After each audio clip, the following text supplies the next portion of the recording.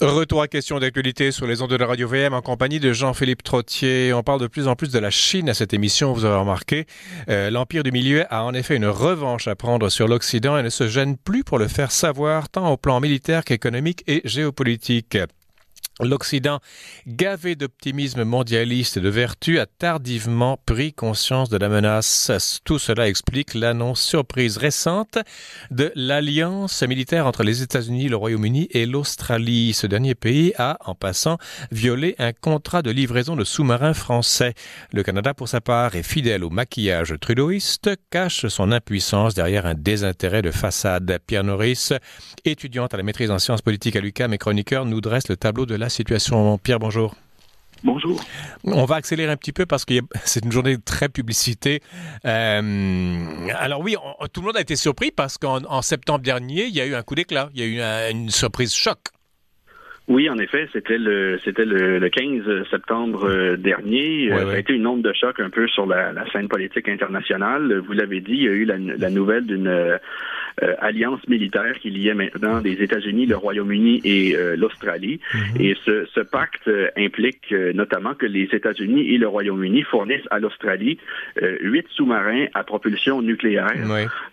Précisons tout de suite, sous-marins à propulsion nucléaire, on n'entend pas par là des sous-marins qui vont tirer des ogives nucléaires, c'est des sous-marins qui fonctionnent à l'énergie nucléaire, donc des sous-marins encore plus puissants et autonomes que des sous-marins conventionnels. Mm-hmm. Et cette décision-là, elle est en tant que telle, disons, en soi, une petite révolution, parce qu'il y a seulement quelques pays dans le monde qui possèdent des sous-marins à propulsion nucléaire, les États-Unis, la Russie, la Chine, le Royaume-Uni, la France et l'Inde. Maintenant, l'Australie se joint à ce groupe.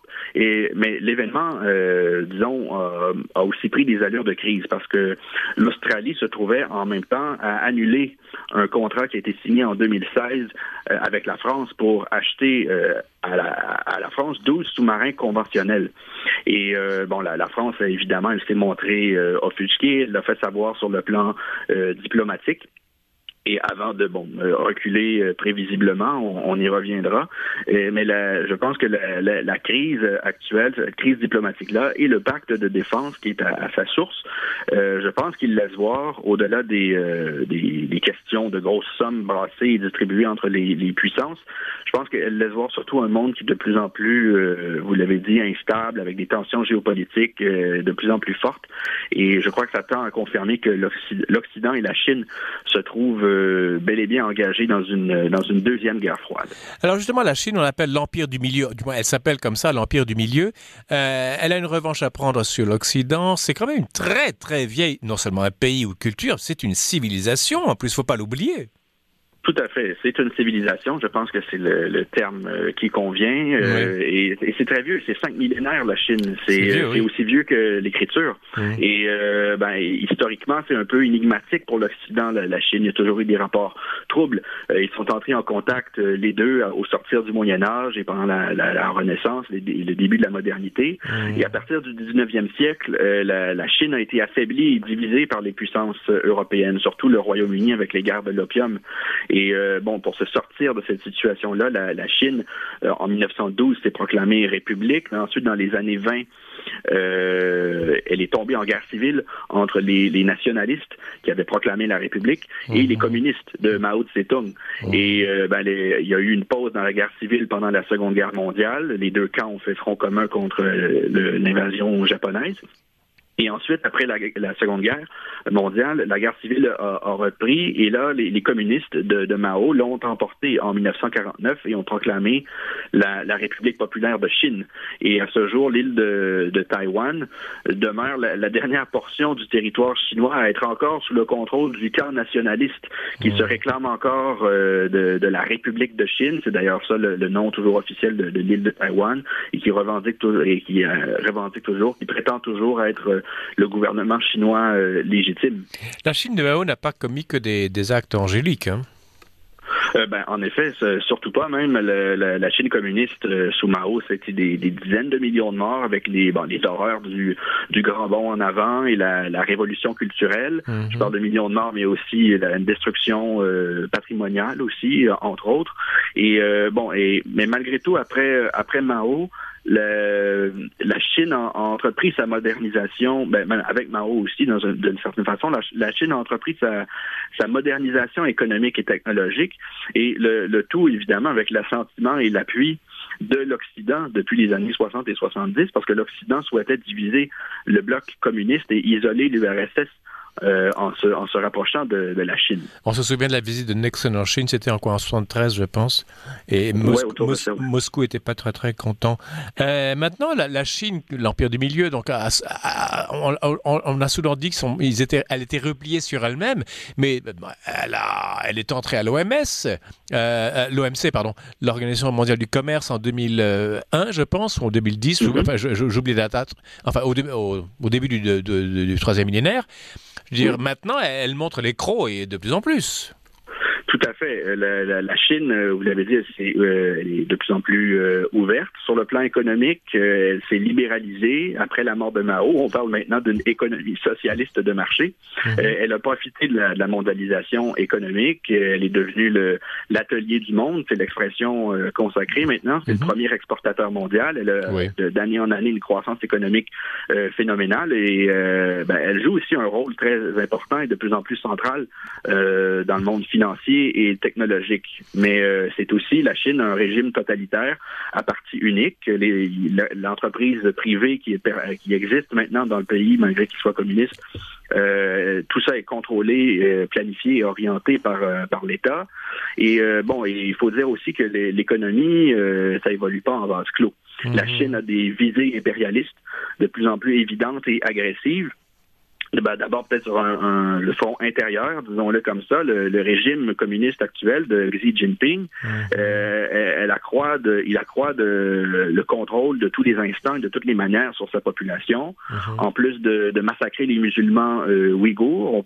Certains parlent de génocide, et le régime chinois écrase aussi l'autonomie politique de Hong Kong. On se rappelle, c'est cette ex-colonie anglaise qui a été rétrocédée à la Chine en 1999 et qui disposait d'un statut d'autonomie politique, disons, relatif. La Chine, deuxième armée du monde, puissance nucléaire, étend ses tentacules en Asie, en Afrique. Elle s'est rapprochée de la Russie en plus, alors là, l'Occident aime un peu moins ça.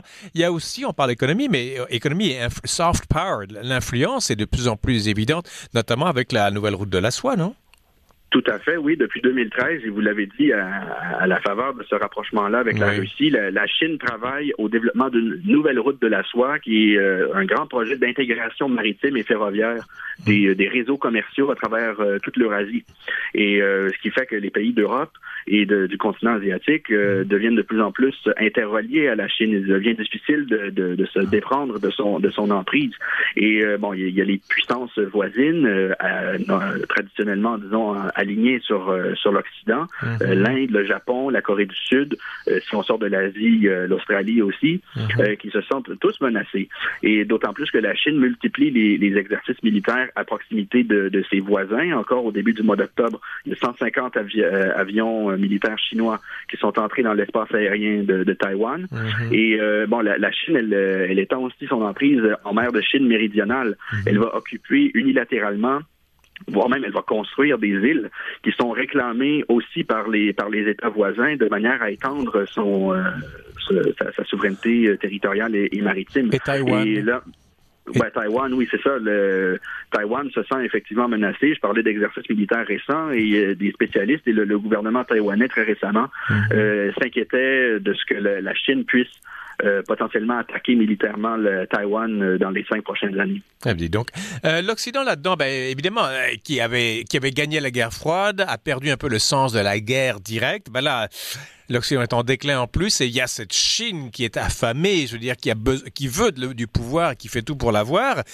L'Occident essaie de faire front commun. Oui, mais c'est tout récent. Il faut dire que l'Occident, vous le dites très bien, est en déclin, mais l'Occident ne sait plus sur quel pied danser face à la Chine. On a la difficulté de trouver une réponse forte et unanime.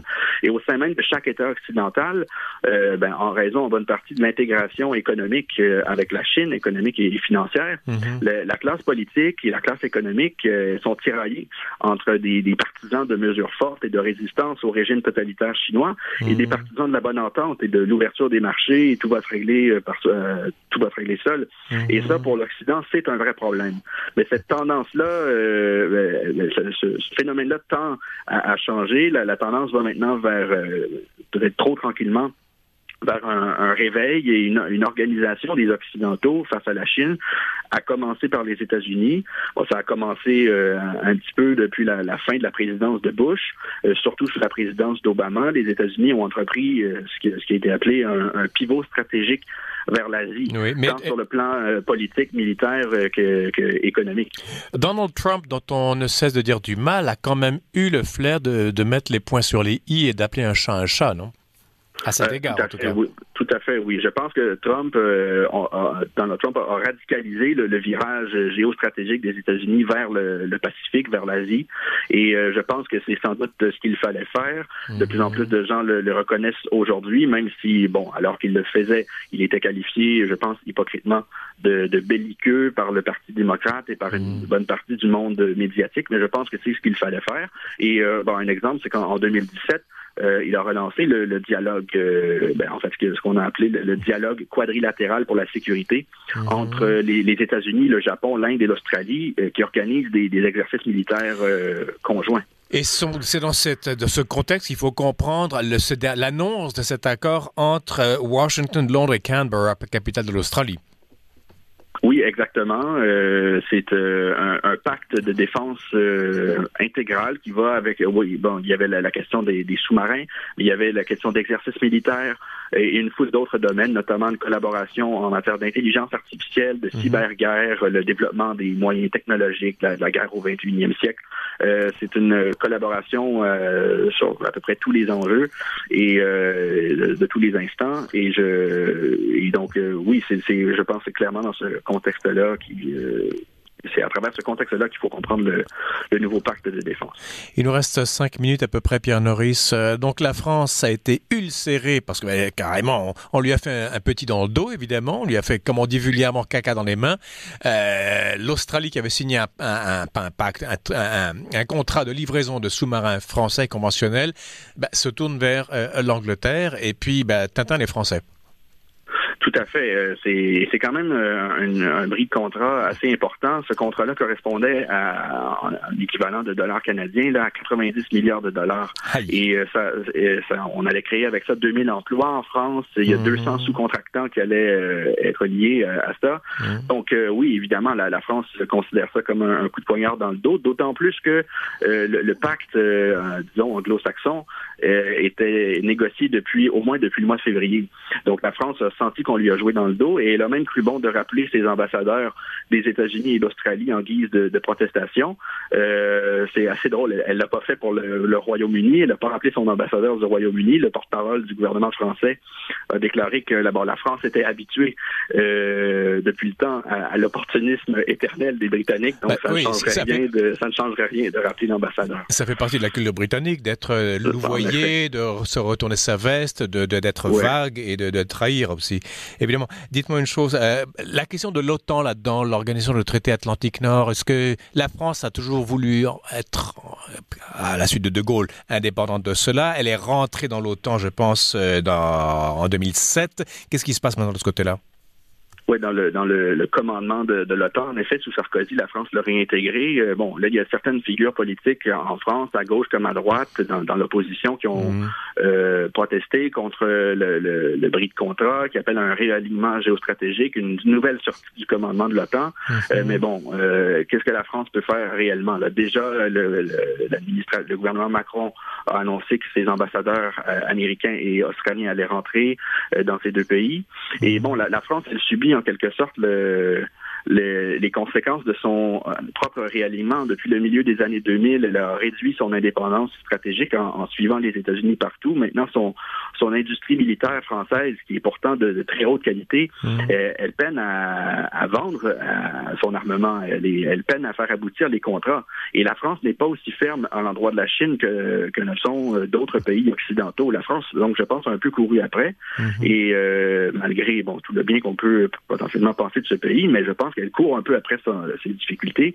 Et c'est difficile maintenant de comprendre comment l'Australie aurait pu faire autrement. Là. Il y a les États-Unis et l'Angleterre qui lui offrent un pacte encore plus sûr, avec des sous-marins encore plus puissants, encore plus autonomes. Oui. Je pense que le choix allait de soi d'une certaine manière. En 2 minutes qui nous restent, Pierre Norris, le Canada qui a l'habitude de montrer son drapeau vertueux devant tout le monde, mais qui pèse de moins en moins lourd dans les affaires internationales, comment est-ce qu'il souhaiterait se positionner dans cette question? Oui, bien, c'est assez drôle que cette question-là, l'annonce du pacte, soit survenue en pleine campagne électorale fédérale qui se tenait le 20. Les élections se déroulaient le 20 septembre dernier et le pacte annoncé le 15. Le Erin O'Toole, le chef conservateur, a appelé le Canada à rejoindre le nouveau pacte de défense en question. En tout cas, il a dit que si lui formait un gouvernement, le Canada intégrerait ce pacte. Justin Trudeau, lui, s'est défendu de l'exclusion du Canada sous prétexte que le Canada n'a pas été consulté simplement parce qu'il n'avait rien à y faire et le Canada n'était pas intéressé par des sous-marins à propulsion nucléaire. Je pense que c'est un prétexte bien faible parce que le Canada est menacé économiquement et politiquement par la Chine tout autant que n'importe quel autre pays occidental, mais le fait est que le Canada de Trudeau n'a pas de doctrine claire et cohérente, d'une part en politique étrangère en général, mais particulièrement concernant la Chine. Et il multiplie les en même temps et les mesures mitoyennes. Je pense qu'avec ça, le gouvernement de Trudeau peine à imposer le Canada comme un partenaire sérieux du camp occidental face à la Chine dans la nouvelle guerre froide qui se dessine maintenant. C'est étonnant, ça? Étonnant, non. En fait, comme je disais, Justin Trudeau n'a pas de doctrine claire et cohérente en politique étrangère. Et il faut dire les intérêts économiques canadiens pèsent beaucoup aussi. Il y a une bonne partie de la classe politique et économique qui pèse en faveur de la Chine. Oui. Je crois que c'est un vrai problème pour le Canada. Pierre Norris, merci pour ce tour de piste sur la situation géopolitique dans le Pacifique avec une Chine de plus en plus gourmande. Merci beaucoup. À dans 2 semaines. Oui, merci à vous. À dans 2 semaines. Au revoir, Pierre. Nous voici rendus donc à la fin de l'émission. Demain, portrait des saints martyrs canadiens à la régie Daniel Fortin. Ici Jean-Philippe Trottier. Je vous dis merci de votre fidélité. Je vous donne rendez-vous demain. Et entre-temps, je vous invite à rester à l'antenne de Radio-VM.